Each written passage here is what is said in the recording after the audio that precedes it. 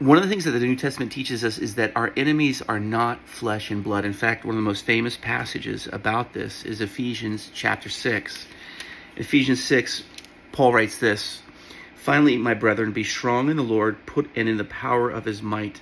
Put on the whole armor of God, that you may be able to stand against the wiles," or some translations would say the schemes of the devil.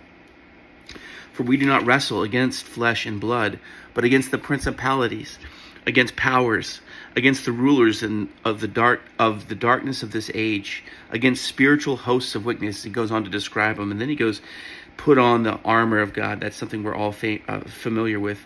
Verse 16 says, "Above all, taking the shield of faith, with which you will be able to quench all the fiery darts of the wicked one." Now, with that as a background, one of the things I've learned to do is when I'm reading in the book of Psalms, I often, you come across these Psalms where David's crying out for protection, or the psalmist is crying out for protection, or even for justice against their enemies.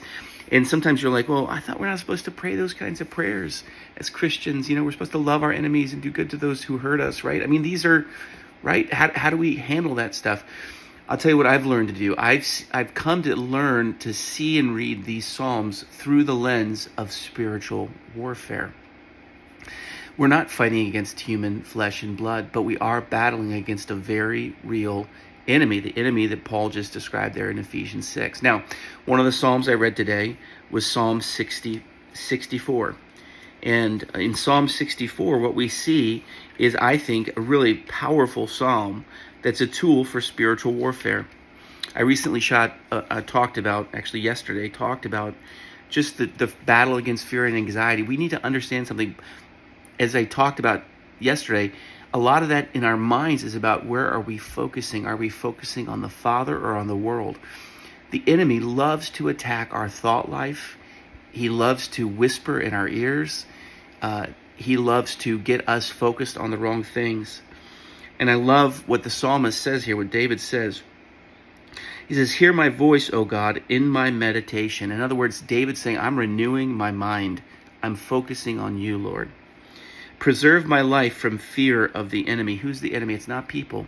Paul told us who it is. It's flesh. It's not flesh and blood. It's principalities and powers. Listen to this. "Hide me from the secret plots of the wicked." What did Paul talk about? He talked about the schemes of the devil. We're not battling against flesh and blood. We're battling against an enemy who has schemes for us. And how does he want to attack us? Listen to this. "From the rebellious workers of iniquity." Now listen to this. "Who sharpen their tongue like a sword, and bend their bows to shoot their arrows." Bitter words. We often think of spiritual warfare in these big cosmic terms, and I believe that's real and that's true.